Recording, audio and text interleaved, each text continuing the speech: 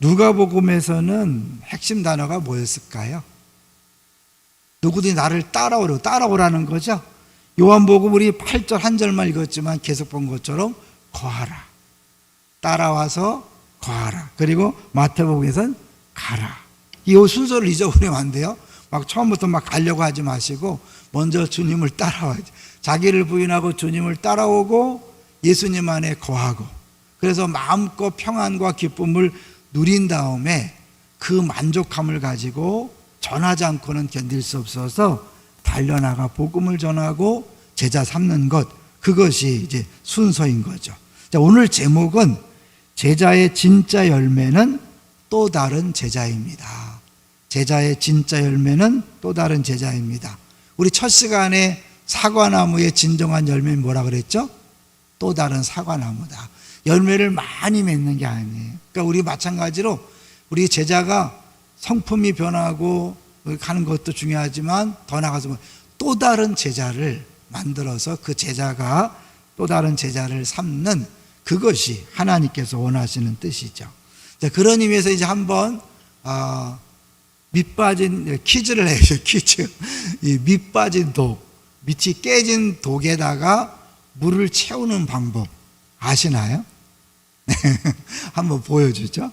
이제 닮아야 놀자라는 영화인데, 새벽부터 왜 스님을 등장시키냐? 기분 나빠하지 마세요. 영화. 이제 조폭들이 쫓겨서 절에 들어갔고 계속 안 떠나니까 내기를 하는 거죠. 니네 짐을 떠나라. 그래서 이제 주지 스님이 밑빠진 독에 물 붓기라는 문제를 내주는 거예요. 이 독에 먼저 물을 채우는 쪽이 이긴다.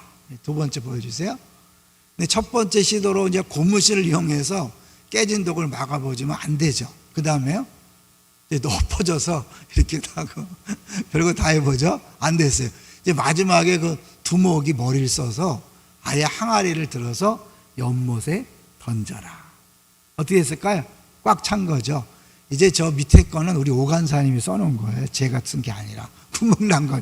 이거는 여러분이 이 내용을 한번 생각해 보면서 우리 특세의 설교 내용을 한번 생각해 보세요. 우리가 우리 안에 무언가를 자꾸 채워서 해결하려고 그러면 안 되죠. 그러니까 내가 주 안에 완전히 거하는 것. 쉽게 해서 물 속에, 주님의 은혜 속에, 주님 사랑 속에 푹 던져져서 빠지면 가득 채워지는 거예요. 제가 생각해 보니까 엉뚱한 것을 갈망하면 끝없는 갈증에 시달리고, 갈증에 시달리다 보니까 남의 것을 빼앗는 갈취다. 쓰리갈. 그죠? 갈망, 갈증, 갈취. 그러니까 우리가 내가 내 스스로 만족을 추구하면 100% 나중에 싸우게 되고 다투게 되는 거죠. 그런데 하나님께서 원하시는 방법은 뭐냐면, 내가 농부다. 내가 참 포도나무, 예수님이 참 포도나무야. 너희는 가지가 되었으니까 붙어있기만 해. 내 안에 있으면 되는 거야. 그러지?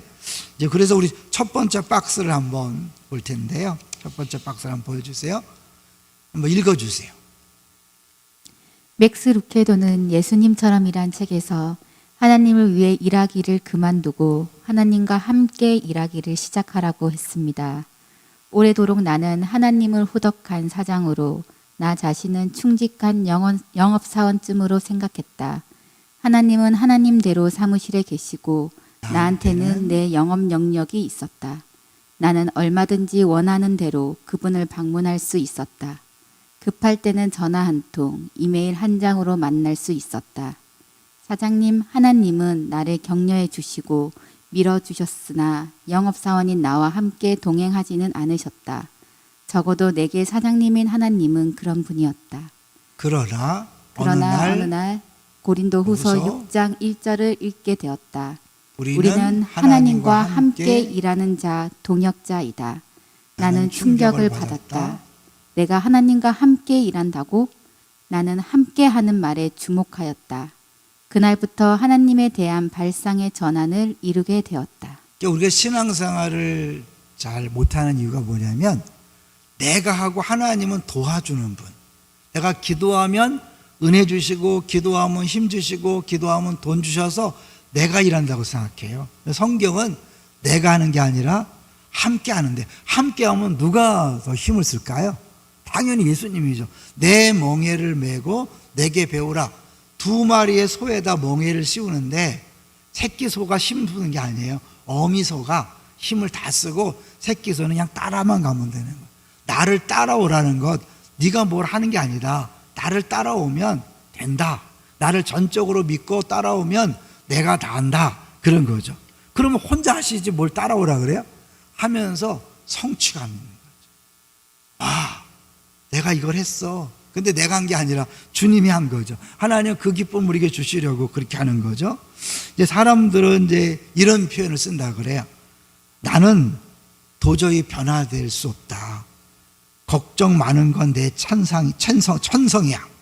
난 평생 비관만 하며 살 거야. 그게 나야. 나도 어쩔 수 없어. 내 성질이 못됐거든. 나는 어차피 안 변해. 이렇게 생각하시는 분들이 있는데 예수님이 오늘 말씀은 뭐냐면, 이 요한복음 말씀은 아니다. 내가 다 변화시킬 거야. 난 너를 반드시 변화시켜서 열매를 맺게 할 거야. 라고 그렇게 말씀하시는 것이 이 포도나무 비운 거죠. 내가 안 된다는 것은 하나님께서 온 생각이 아니다. 어머니가 자식의 눈물을 닦아주지 않고 그냥 둘 수 없는 것처럼 하나님은 우리의 삶을 바꾸시지 않고 그냥 두실 수 없다. 당신을 향한 그분의 계획은 새롭게 변화된 마음이다. 당신이 차라면, 차. 예? 이런 커피 그런 차가 아니라 다른 차요. 차라면 하나님은 엔진을 관할하려 하실 것이다. 당신이 컴퓨터라면 하나님은 소프트웨어와 하드 드라이브를 주관하실 것이다. 당신이 비행기라면 하나님은 조종석에 앉으실 것이다. 그러나 당신이 사람이기에 하나님은 당신의 마음을 변화시키기 원하신다. 그러면서 이런 말씀이에요. 하나님은 당신을 있는 그대로 사랑하시지만 그 자리에 그냥 두시지는 않는다. 하나님은 당신이 그분의 마음을 품기 원하신다. 하나님은 당신이 예수님처럼 되기를 원하신다. 이게 아까 소개했던 맥스 루케이드 책에 나오는 내용을 그대로 읽어봤어요. 자, 이제 두 번째 박스를 한번 보여줄까요? 이것도 한번 읽어주세요. 예수님 안에 거한다는 것은 예수님을 완전히 믿고 완전히 맡기고 완전히 순종하는 것을 말합니다. 삶의 주도권을 완전히 주님께 넘겨드리는 것입니다. 이것이 주님이 포도나무이고 우리가 가진 관계입니다. 거기까지만. 이제 결국 이 말씀을 왜 했다 그랬어요? 14장에 예수님이 떠난다니까 두려워하고는 제자들에게 안심을 시키는 거예요. 겁주는 게 아니에요. 뭐 자른다 막 그런 게 아니라 내가 너희와 함께 있을 거야. 나만 믿고 따라와. 내가 너희들과 함께 할 거야. 이 말씀 예수님께 승천하신 후에 너희들 스스로 하려고 하지 말고 내 능력, 성령의 능력으로 하라고 말씀하는 거죠. 예수님과 제자들은 한 몸이다. 한 몸이라는 걸 보여주기 위해서 포도나무와 가지라는 비유를 쓰는 거예요. 우리 꼬리 물기 성구 생각나세요? 예수님 머리고 우리 그의 몸이잖아요. 머리와 몸이 떨어질 수 없는 것처럼 결국 제자들과 예수님은 완전히 하나 된 것을 강조하는 거죠. 포도나무의 가지는 햇빛과 공기를 얻고 꽃을 피우고 푸른 잎을 만들려고 노력하는 게 아니에요. 단순히 나무에 붙어 있으면 그와 하나 되기만 하면 열매는 저절로 맺어지는 거예요. 우리가 왜 힘든가? 힘을 쓰니까 힘들죠. 그죠? 애를 쓰니까 힘든 거예요. 쓸데없이 애를 쓰니까. 우리는 사실 내가 하려고 하면 힘든 거예요. 지치는 거예요. 그런데 내가 하는 게 아니라 주님이 한다는 걸 알면 시간이 지나면 질수록 신나는 거죠. 왜? 나는 한 게 없는데 와, 어떻게 이런 일이 벌어지지? 난 한 게 없는데 어떻게 이런 일이 나타나지? 그럼 와와 하다가 끝나는 게 신앙생활이에요. 할렐루야. 딴 나라 얘기를 하는 것처럼 보이죠? 그리고 한번 요 발상만 전환하면요, 그때부터 쉬워져요. 왜? 수고하고 무거운 짐진 자들아 다 내게로 오라. 내가 너희를 편히 쉬게 하리라. 쉼이 없기 때문에 힘든 거예요. 힘드니까 어떻게 해요? 자꾸 딴 사람한테 지적질하는 거예요. 딴 사람 막 요구하는 거예요. 나 이게 힘든데 넌 뭐하냐? 누가 당신 보고 힘들라 그랬어요? 왜 쓸데없이 힘 빼고 있어요? 근데 사실 예수님 안에 거하는 거 두 가지를 얘기하잖아요. 내 말에 거하라, 내 사랑 안에 거하라. 두 가지가 있는데, 말에 거한다는 건 뭐예요? 그 말씀이 내 안에 들어와서 나를 지배하는 거예요. 그런 의미에서 우리 복음송 한번 같이 보려고 그래요. 말씀이 내 안에 들어와서 그 말씀이 있죠? 그 복음 보여주세요. 내 삶에 들어온 주님의 말씀이 내게 빛이 되시니 내 삶의 어두운 절망 가운데 소망 보게 하시네. 내 삶에 들어온 주님의 말씀이 나를 인도하시니, 여러분 말씀이 들어와서 나를 인도하셔야 돼요. 내 삶의 막막한 문제 가운데 주뜻 보게 하시네. 말씀이 들어오면 그 말씀을 통해 나를 보는 거예요. 나를 다시 보는 거예요. 그 말씀을 통해 세상을 보는 거예요. 그러니까 코로나19가 아무리 극성을 피고 17만 18만 가도요, 세상 사람은 두려워하지만 하나님 말씀이 나를 통해, 내가 하나님 말씀을 통해서 보니까 어떻게 돼요? 두렵지 않은 거죠. 아무것도 염려하지 않는 거죠. 두려워하지 말라, 내가 너와 함께 합니다. 한번 계속 보여주세요. 없어져 버렸어요. 말씀이 내게 역사하기를, 말씀이 내게 살아있기를, 그 말씀이 나를 지배하고 나에게 힘을 주고 나를 끌고 가는 거예요. 그러니까 우리 사람의 말을 묵상하지 마세요. 우리가 늘 얘기하지만 누가 한마디 했는데 그 한마디 갖고 밤새도록 묵상하고 또 그 묵상하는 거 아니에요. 사단의 짓이에요. 여러분, 우리는 하나님 말씀을 묵상하는 건 뭐라 하세요? 대세겜질하는 거라 그랬죠. 그 말씀이 내 안에 들어와서 살이 되고 피가 되는 찌개백반이 되는 거예요. 알겠죠?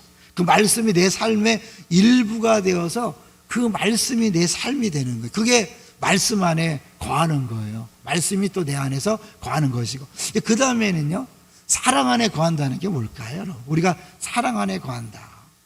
그거는 하나님이 나를 사랑한다는 그 믿음 안에서 사는 거죠. 이는 내 사랑하는 아들이요 내 기뻐하는 자라고 하나님이 예수님에게 말씀했는데, 예수를 믿는다는 건 내가 예수님을 하나 됐기 때문에 결국 하나님이 나를 볼 때 내가 널 사랑해, 이뻐 죽겠어, 난 너 때문에 정말 기뻐 죽겠어, 이러는 거예요. 그러면 단순히 그냥 사랑한다 개념이 아니라 하나님 우리 볼 때, 야, 이뻐 죽겠어, 기뻐 죽겠어, 이거 느끼세요? 그렇게 느끼시면 어떻게 돼요? 내게 주어진 모든 것들이 단 하나도 불평불만할 게 없는 거예요. 사랑하는 사람에게 나쁜 거 안 주거든요. 사랑해 보셨나요? 자녀 사랑해 보셨잖아요. 자녀를 위해 다 주잖아요. 가끔 왜곡된 사랑이 있어서 문제지만 부모는 자녀에게 좋은 걸 다 주고 싶어 하는 거예요. 여러분, 그게 사랑이거든요. 하나님 날 사랑한다는 건 나한테 가장 좋은 걸 주길 원하시는 거예요. 그거 주고 계셔요. 믿습니까? 당신에 대한 하나님 사랑은 언제나 몇 프로라고요? 100%예요. 이게 늘어나지도 않고 줄지도 않는 거예요. 늘 100%니까 늘 가장 좋은 걸 주는 거예요. 문제는 뭐예요? 내가 그 사랑을 얼마나 느끼는가. 길이와 넓이와 높이와 깊이를 깨달아 알아야 되는 것처럼 아는 것만큼 행복한 거예요. 그러니까 사랑 안에 거한다는 것은 그 사랑의 길이를 알아가는 거예요. 높이와 깊이와 넓이를 알아가는 거죠. 그럴 때 어떻게 해요? 인생이 달라지죠, 여러분. 뭐가 불만이에요? 뭐가 걱정이에요? 이제 쓸데없는 거 걱정 염려하지 않고 감사하고 찬양함으로 반응하는 거죠. 그러니까 항상 기뻐하라, 쉬지 말고 기도하라, 범사에 가라. 이제 그렇게 하나님이 모든 걸 준다고 생각하니까 이제 기도가 뭐예요? 뭘 달라, 먹을 거, 마실 거, 입을 거 달라는 게 아니라 뭐를 위해서? 하나님, 내 이 사랑을 더 많이 알아가게 해주세요. 더 빨리 예수 닮게 해주세요.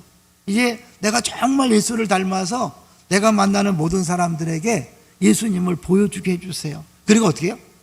제자 삼게 해주세요. 당신 같은 사람 1000명이 되기를 원합니다. 우리가 선포한 것처럼 나를 믿는 나 같은 사람 1000명이 되는 그런 사람 되게 해주세요. 또 하나의 목사가 아니라 하나님이 찾으시는 목사가 되게 해주세요. 또 하나의 집사가 아니라 권사가, 장로가 아니라 하나님이 찾으시는 그 사람이 되게 해주세요. 이런 기도 주님이 응답하실까 안 할까요? 100% 응답한다는 거 아니에요. 왜? 너희가 내 안에 거하고 내 말이 너희 안에 거하면 무엇이든지 원하는 대로 구하라. 기도하지 않아도 되는 걸 엉뚱하게 막 기도하니까 힘만 들고 사실은 어떻게 해요? 응답의 기쁨이 없잖아요. 근데 이거는 어떻게 해요? 하나님 원하시는 거니까.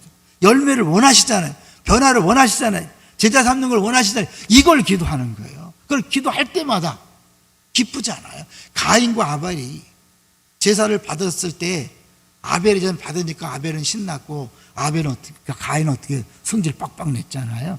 우리가 이게 신앙생활 할 때 행복하지 않고 기쁨이 없는 거는 응답의 기쁨이 없는 거예요.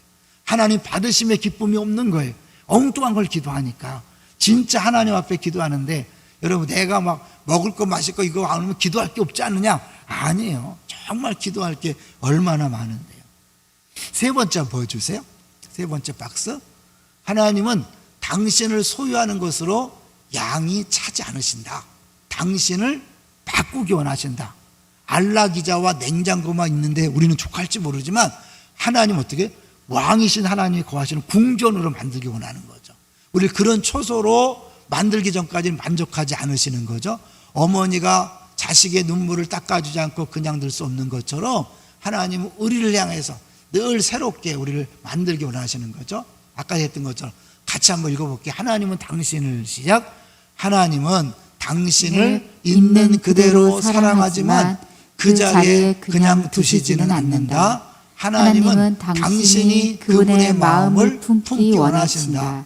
하나님은 당신이 예수님처럼 되기 원하신다. 할렐루야. 내가 어떻게 예수님처럼 돼요? 된다니까요. 주님께서 계획하셨고 그렇게 하기를 원하신다니까요. 네 번째까지 보여주세요. 네 번째. 이제 이거는 우리 그 김정필 목사님 책에 쓴 내용을 제가 그대로 했어요. 필자가 죄와 사망의 권세와 본능과 마음의 욕구를 알고 의식할 때 복음의 능력을 더 실감하고 구체적으로 설교할 수 있었다. 목사지만 온전히 깨닫기 전에는 이 제대로 설교를 하지만 자기도 잘 모르는 걸 하는 거예요. 자기를 부인하는 일에 있어서 마음의 욕구를 알고 의식할 때 놀라운 변화가 시작되었다. 내 안에 옛사람이 막 작동하는데 이게 옛사람인지 모르고 따라가는 거죠. 전에는 보이지 않던 내 행동과 마음의 욕구가 보이기 시작했고 자기를 부인하는 일에 많은 도움이 되고 있다. 필자의 경험에 의하면 나의 의를 세우려는 동기가 없었지만 좋은 결과나 칭찬받을 일이 생기면 사람을 만날 때 자연스럽게 마음에서 올라온다. 처음엔 그런 마음이 없었어요. 근데 어느 순간 칭찬을 듣다 보니까 그 칭찬을 기대하게 되는 거죠. 인정을 기대하게 되는 거예요. 그러니까 자기도 모르게 바리새인처럼 변하고 사두개인처럼 변하는 거죠. 그러니까 그런 부분에서 사도 바울은 예수를 믿으면 믿을수록 뭐라 그랬어요? 처음엔 사도 중에, 그 다음에 성도 중에, 나중에 죄인 중에. 우리가 진짜 중요한 것에 관심 갖고 집중하잖아요. 내가 얼마나 지독한 죄인인가를 더 많이 알아가요. 그리고 상대적으로 하나님은 너무나 큰 사랑을 베풀고 있다는 걸 알아가는 거예요. 두 가지예요. 갈수록 내가 얼마나 심각한 죄인인가를 알아가고 하나님의 사랑이 얼마나 큰가를 알아가니까 어떻게 해요? 이게 격차가 길어지면 길어져서 어떻게 해요? 은혜의 높이가 되는 거예요. 옛날엔 내가 어느 정도 된 줄 알았어요. 그러니까 하나님 사랑도 요만큼밖에 안 되고 요만큼밖에 안 되는 거예요. 내가 낮아지는 거예요. 하나님 사랑 더 높아지는 거예요. 원래 높았는데 깨닫는 거죠. 점점 높아지는 거예요. 기억하세요? 이만큼. 그러니까 은혜가 점점 더 풍성해지는 게 뭐냐면 내가 얼마나 잘못된 일을 생각하고 꿈꾸는가를 깨달아는 거죠. 그걸 알아야 회개하고 그게 달라지는데 이게 모르니까 그러니까 교회에서 막 열심히 기도하고 열심히 봉사하는데 다 뭐예요? 육체의 정욕을 따라 살아가는 것이고 자기 욕심을 따라 살아가는 거죠. 그러니까 열심히 하면 할수록 지치는 거예요. 열심히 하면 할수록 갈증이 나는 거예요. 열심히 하면 할수록 행복이 없는 거예요. 잘 보세요, 여러분. 교회 처음 나온 사람이 행복해요? 오래 나온 사람이 행복해요? 처음 나온 사람이 행복해요. 우리 교회도 처음 나오면 얼마나 이런 교회가 다 있냐 그래요. 좀 지나면 똑같아져 다시. 여러분 더 좋아져야 돼. 더 기뻐져야 돼. 더 행복해져야 돼. 여러분 처음 예수 믿을 때보다 더 행복해져야 돼요. 동의하십니까? 만약에 덜 행복하다면 병든 거나 잘못된 거예요. 여러분 잘못된 신앙생활 하는 거예요. 더 기뻐해야 돼요. 더 감사해야 돼요. 더 행복해야 돼. 왜요? 우리가 아는 하나님 시간이 갈수록 더 놀라우신 분이거든요. 내가 만약에 옛날보다 기쁨이 줄어들었다, 감사가 줄어들었다, 100% 문제인 거예요. 분명 문제예요. 왜냐하면 내가 지금 엉뚱한 길로 잘못된 길로 가고 있는 거거든요. 이제 내가 정말 이제 제대로 가면 결국 또 다른 제자가 이제 되는 거죠. 저는 제가 이제 오늘 설교를 준비하면서 최만석 목사님이 참 많이 변했어요. 그죠? 우리 교회에서 많이 변했기 때문에 내가 이 설교 시간에 당신을 얘기하려고 하는데 어떻게 변화됐냐? 한번 내가 물어봤어요. 갑자기 전화를 받고 당황스럽지만 또 역시 이렇게 달변 가니까 금방 정리가 되더라고요. 이런 얘기를 했어요. 어느 순간부터 자기를 이제 비우기로 했대요. 나를 비우자. 그리고 이제 김광희 목사와 기쁨의 동산교회 모든 것들을 하나님이 나를 위해 준비했다 생각하고 다 받아들이자 라고 생각했다는 거예요. 그러니까 이 교회에서 진행되는 모든 것들이 나를 위한 것이다. 그리고 김광희 목사님을 만나게 한 것 주의 뜻이니까 내가 그것을 100% 다 내 인생을 맡기고 그냥 무조건 따라가자. 그리고 주어진 걸 다 내 거로 삼자.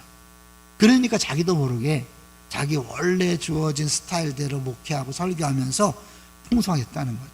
제가 봐도 무지 많이 변했어요. 저는 그렇게 생각해 보니까 안산동산교회에서 김윤중 목사님을 제일 많이 닮은 사람이 누구라고 들었어요? 이거 잘 모르죠? 저였어요, 저. 근데 김윤중 목사님 스타일과 저는 달라요. 그런데 제일 많이 닮았다고 교인들이 인정했어요. 왜냐하면 저는 기쁨의 또 안산동산교회 가서 내 목회가 아니라 김윤중 목사님 목회고 내가 부교육자로서 이곳에 주님 보내셨으니까 이곳에서 충성하는 거예요. 김윤중 목사님 원하는 대로 했어요. 목사님은 찬양할 때 대충 하는 거 무지 싫어해요.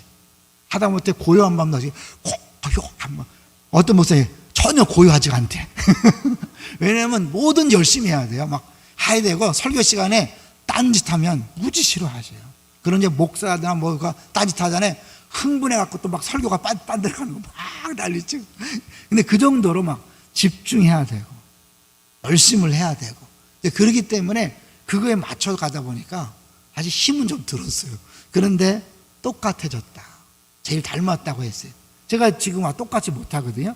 다시 내 스타일로 돌아왔지만 그때 그것이 나에게 어마어마한 훈련이 된 거예요. 저도 모르게 제가 담회에서 우리 장로님들과 또 우리 교육자들과 성도들과 대할 때 나도 모르게 나오는 행동들이 있어요. 지나고 나서 보면 내가 어떻게 그렇게 행동했을까? 내가 어떻게 그때 참았지? 어떻게 그렇게 싸우지 않았을까? 라고 하는 것들이 있는데 그게요, 김윤중 목사님에게서 알게 모르게 배운 거예요. 김윤중 목사님 막 세지만요, 싸우지 않아요. 절대 싸우지 말라 그래요. 그분은 정 힘들면 울어. 전에 얘기했죠. 우리 분리교 쪽도 울어서 했다는 거. 장로님들이 막 하도 막 의견을 막 내고 막 반대하니까 나중에 막 울었어요. 그러니까 아이고 목사님 알아서 하세요 이렇게 된 거예요. 결국 그런 모든 것들을 이렇게 계속해서 싸우면 안 된다 그러면서 성도들의 문제 일으키는 것도 그럼 누구 책임이냐? 내가 30년 동안 설교했는데 안 변한 건 누구 책임이야? 내 책임이야? 막 이렇게 하시고 내가 기도를 덜 했기 때문이고 설교를 잘못했기 때문이야. 우연은 없어. 막 얘기하지 막혔어요. 그 말을 내가 늘 이렇게 생각하고 하기 때문에 자연스럽게 된 거예요. 제가 어쩌면 김윤중 목사님의 그런 면에서 이제 또 다른 제자가 됐다면 최만순 목사님이 또 저에게 어쩌면 제자가 됐다고 그렇게 본인도 느끼고 저도 그렇게 생각해요. 결국은 나를 비우는 거 있죠. 철저하게 나를 비우고 그 안에 들어가는 거예요. 다시 닮아야 놀자 기억하세요? 여러분, 내 항아리에 물을 채우면 절대 못 채워요. 근데 나를 포기하는 거잖아요. 나는 없어지고 그 강물 안 연못에 던져지는 거예요. 주 안에 들어가는 거예요. 내 안에 거하면 너희가 많은 열매를 맺는 거예요. 그 많은 먼저 내 성품이 변하고 자연스럽게 나와 같은 사람이 생겨나는 두 가지 열매. 첫째 뭐예요? 성품의 변화. 두 번째 자연스럽게 또 다른 제자가 되어지는 또 다른 사람을 전도하는 것이 아니라 아까 마태복음처럼 가르쳐 지키게 하는 거예요. 근데 가르쳐 지키게 하려면 어떻게 해요? 내가 먼저 변화되지 않으면 지키게 할 수 없어요. 내가 전하는 대로 살아야 돼요. 설교한 대로 살아야 그래야 또 다른 사람도 그렇게 사는 사람이 되는 거죠. 할 수 있을까요? 우리는 못해요. 내가 한다. 내가 농부야. 내가 참 포도나무야. 그런 의미에서 여러분, 기도를 좀 그런 면에서 세게 하세요. 하나님, 내가 정말 주님 원하시는 그 제자가 되게 해 주십시오. 예수님처럼 살아가는 사람이 되게 해 주십시오. 나 같은 사람 1000명이 생겨나는 역사가 있게 해 주옵소서. 이걸 기도할 때 이거는 자신 있게도 괜찮아요. 세게 해도 괜찮아요. 자신만만하게 성경이 약속했잖아요. 무엇을 구하든지 다 이루리라. 할렐루야. 기도하겠습니다.